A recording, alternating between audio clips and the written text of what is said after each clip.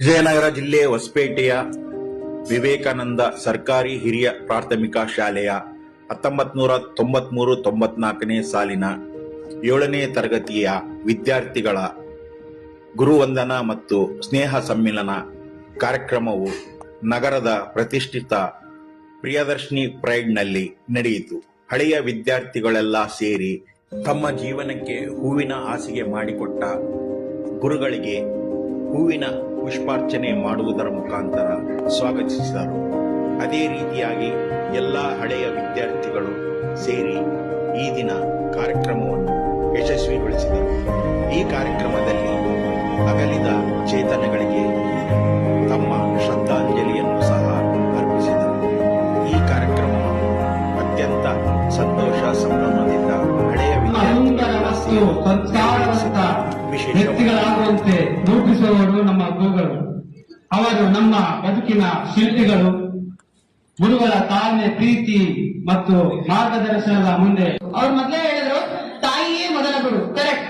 ತಾಯಿ ಏನ್ ಹೇಳ್ಕೊಡ್ತಾರೆ, ನಾವ್ ಏನ್ ಮಾಡ್ಬೇಕು, ಮನೆ ಒಳಗಡೆ ಏನ್ ಇರ್ಬೇಕು, ಹೇಗಿರ್ಬೇಕು ಅಷ್ಟೇ ಗೊತ್ತಾದ್ರೆ ಸ್ಕೂಲಲ್ಲಿ ಬಂದ್ರೆ ಶಿಕ್ಷಕರಿಂದ ಕಲಿಯೋದು ಎಷ್ಟೋ ಪಾಠ, ಎಷ್ಟೋ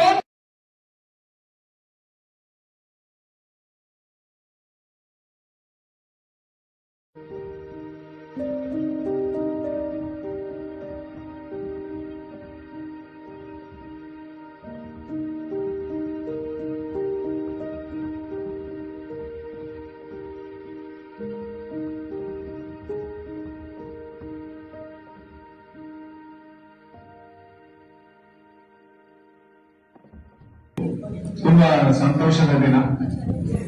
ಯಾಕಂದ್ರೆ ಯಾವ ಜನ್ಮದ ಪುಣ್ಯದ ನಮಗೆ ಈ ಒಂದು ಅದ್ದೂರಿಯ ವ್ಯವಸ್ಥೆಗಳನ್ನು ಮಾಡಿ ಗುರು ಕಾಣಿಕೆಯನ್ನ ನೀಡಿ ಗುರುದಕ್ಷಿಣೆಯನ್ನ ನೀಡಿ ಎಲ್ಲರೂ ನಮ್ಮೆಲ್ಲ ಶಿಷ್ಯಂದಿರಿಗೂ ಅಭಿನಂದನೆಗಳನ್ನ ತಿಳಿಸುತ್ತಾ ಈ ಒಂದು ಕಾರ್ಯಕ್ರಮ ನಿಜವಾಗ್ಲೂ ಒಂದು ಈ ದೇಶಕ್ಕೆ ಮಾದರಿ. ಈ ಹಿಂದೆ ಕೂಡ ನಮ್ಮ ವಿದ್ಯಾರ್ಥಿಗಳು ಇಂತಹ ಒಂದು ಕಾರ್ಯಕ್ರಮ ಮಾಡಿದ್ರೆ ಆಲ್ ಓವರ್ ಇಂಡಿಯಾ ಇದು ವೈರಲ್ ಆಗಿತ್ತು. ಈ ವೈರಲ್ ಪ್ರತಿಯೊಂದು ರಾಜ್ಯದಲ್ಲಿ ಕೂಡ ಈ ಒಂದು ಗುರುವಂದನಾ ಕಾರ್ಯಕ್ರಮ ಪ್ರಾರಂಭವಾಗಿದೆ. ಹಾಗೆಯೇ ಇವತ್ತು ನನ್ನೆಲ್ಲ ಹಿಂದಿನ ಹಾಗೆಯೇ ನಾವಿನ್ನು ಬಿಸಿ ರಕ್ತದಿಂದ ಬಂದು ನಾವೆಲ್ಲ ವಿವೇಕಾನಂದ ಶಾಲೆಗೆ 93ರಲ್ಲಿ ನಾವು ಜಾಯಿನ್ ಆಗಿದ್ವಿ. ಸೊ ಇವನ್ನೆಲ್ಲ ನೋಡ್ತಾ ಇದ್ರೆ ನಮಗೆ ವಿದ್ಯಾರ್ಥಿಗಳು ಅಂತ ಅನಿಸ್ತಾ ಇಲ್ಲ. ಇವಾಗ ನೋಡಿದ್ರೆ ಎಲ್ಲ ನನ್ನ ಅಣ್ಣ ತಮ್ಮಂದಿರ ಮಾಡ್ತಾ ಇಲ್ಲ. ಯಾರನ್ನು ಕೂಡ ನಾವು ಕಂಡುಹಿಡಿಯೋದಕ್ಕಾಗಲಿಲ್ಲ. ಸೊ ಅಂಥವ್ರನ್ನ ಇವತ್ತು ತಮ್ಮ ಮುಖಗಳನ್ನ ನಮ್ಮ ಎದುರಿಗೆ ಪ್ರದರ್ಶನ ಮಾಡಿ ನಾವೆಲ್ಲ ನಿಮ್ಮೆಲ್ಲ ಹಳೆ ವಿದ್ಯಾರ್ಥಿಗಳಂತಂದೇಳಿ ತಿಳಿಸಿದ ಕೂಡಲೇ ನಿಜವಾಗ್ಲೂ ಆನಂದ ಬಾಷ್ಪ. ಸೊ ಇಂಥ ವಿದ್ಯಾರ್ಥಿಗಳು ಸಿಕ್ಕಿರೋದು ನಮ್ಮ ಪುಣ್ಯ. ಯಾಕಂದ್ರೆ ನಾವು ಏನ್ ಕಲಿಸಿದ್ವಿ ಅಂತ ಗೊತ್ತಿಲ್ಲ, ಕಲ್ತಿರೋರಿಗೆ ಮಾತ್ರ ಗೊತ್ತು. ಯಾಕಂದ್ರೆ ನಾವು ಈ 31 ವರ್ಷದ ಹಿಂದುಗಡೆ ನಾನು ಏನನ್ನು ಮಾಡಿದ್ದೀನಿ ಅನ್ನೋದು ಕೂಡ ನನಗೆ ಗೊತ್ತಿರಲಿಲ್ಲ. ನಾವೆಲ್ಲವೂ ಮರ್ತೋಗಿದ್ವಿ. ಈಗ ನಿಮ್ಮಿಂದ ಕಲಿಯುವಂಥದ್ದು ಈಗ ನಮಗಿದೆ. ಯಾಕಂದ್ರೆ ಈಗಾಗಲೇ ಹಿಂದೆ ಇವೆಲ್ಲ ನಿಂದೇನೋ ಮಿಮಿಕ್ರಿ ಎಲ್ಲ ಮಾಡಿದ್ದೀರಿ, ಎಲ್ಲ ಬಹಳ ಚಂದ ಮಾಡಿದೆ ಅಲ್ಲ. ನೀವು ಅವಾಗ ಚಿಕ್ಕ ವಯಸ್ಸಿನಲ್ಲಿ ಇಂಥ ಒಂದು ನಟನೆಗಳನ್ನ ಆಗಿರ್ತಕ್ಕಂಥ ವ್ಯವಸ್ಥೆಗಳನ್ನ ಈಗ ಜ್ಞಾಪಕಿಟ್ಕೊಂಡು ನೀವೆಲ್ಲ ಮಾಡ್ತಾ ಇದ್ದೀರ ಅಂದ್ರೆ ನಿಜವಾಗ್ಲೂ ನಮ್ಮೆಲ್ಲರಿಗೂ ಸಂತೋಷ ಆಗುತ್ತೆ. ಸೊ ಜ್ಞಾಪಕಿಟ್ಕೊಂಡಿದ್ದಾರಲ್ಲ, ನಾವೆಲ್ಲ ನಿಮ್ಮನ್ನು ಮರ್ತೋಗಿರುವಾಗ ನಮ್ಮ ವಿಚಾರಗಳು ನಿಮ್ಮಲ್ಲಿದಾವಲ್ಲ, ಅದಕ್ಕೂ ತಮ್ಮೆಲ್ಲರಿಗೂ ಮತ್ತೊಮ್ಮೆ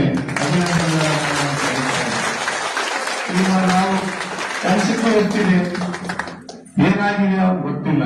ಈಗ ನೀವು ವೇದಿಕೆ ಮೇಲೆ ಬಂದು ನಿಮ್ಮ ಪರಿಚಯವನ್ನ ಮಾಡಿಕೊಂಡ್ಮೇಲೆ ನಿಮ್ಮ ಶಿಕ್ಷಣದ ವ್ಯವಸ್ಥೆಗೆ ಬದುಕಿನ ಭಾವನೆ ಹೇಗಿದೆ, ಸಂಸಾರಗಳ ಜಂಜಾಟ ಹೇಗಿದೆ ಅನ್ನೋದು ಈಗ ಪರಿಚಯ ಮಾಡಿಕೊಡುವಾಗ ನನ್ನೆಲ್ಲ ವಿದ್ಯಾರ್ಥಿಗಳು ಹೇಗಿದ್ದಾರೆ ಅಂತ ಅವಾಗ ತಿಳ್ಕೊಂಡಾಗ ನನಗೆ ಸಂತೋಷವಾಗುತ್ತೆ.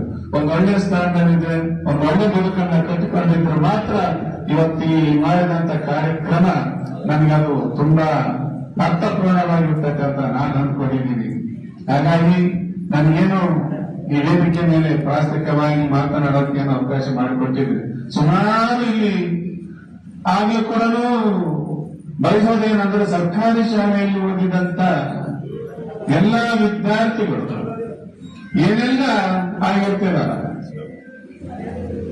IAS ಆಗಿದೆ, IPS ಆಗಿದೆ, ಸುಮಾರು ರಾಜಕೀಯ ನಾಯಕರಾಗಿದ್ದಾರೆ. ನನ್ನ ವಿದ್ಯಾರ್ಥಿಗಳು ರಾಜಕೀಯ ನಾಯಕರಾಗಿದ್ದಾರಲ್ಲ, ಅದು ಇನ್ನೂ ತುಂಬಾ ಸಂತೋಷ ಅಂತ ವಿಚಾರ ಇದೆ. ಇನ್ನೂ ವಿಧಾನಸೌಧದ ಕಟ್ಟೆಗಳನ್ನು ಹತ್ತಿ ಸಾರ್ವಜನಿಕರ ಸೇವೆ ಮಾಡಲಿ ಅಂತಂದೇಳಿ ಈ ಸಂದರ್ಭದಲ್ಲಿ ಹರಿಸುತ್ತಾ ನನಗೇನ್ ಮಾತನಾಡಲು ಅವಕಾಶ ಮಾಡಿಕೊಟ್ಟಂತ ನನ್ನೆಲ್ಲ ಹಳೆಯ ವಿದ್ಯಾರ್ಥಿಗಳಿಗೂ ಮತ್ತೊಮ್ಮೆ ಅಭಿನಂದನೆಗಳನ್ನು ಸಲ್ಲಿಸುತ್ತಾ ನನ್ನ ಮಾತು ಮುಗಿಸುತ್ತೇನೆ. ನಮಸ್ಕಾರ. ಹಳೆಯ ವಿದ್ಯಾರ್ಥಿಗಳೆಲ್ಲ ಸೇರಿ ತಮ್ಮ ಗುರುಗಳಿಗೆ ನೆನಪಿನ ಕಾಣಿಕೆಗಳನ್ನು ನೀಡಿ ಗೌರವಪೂರ್ವಕವಾಗಿ ಸನ್ಮಾನಿಸಿದರು.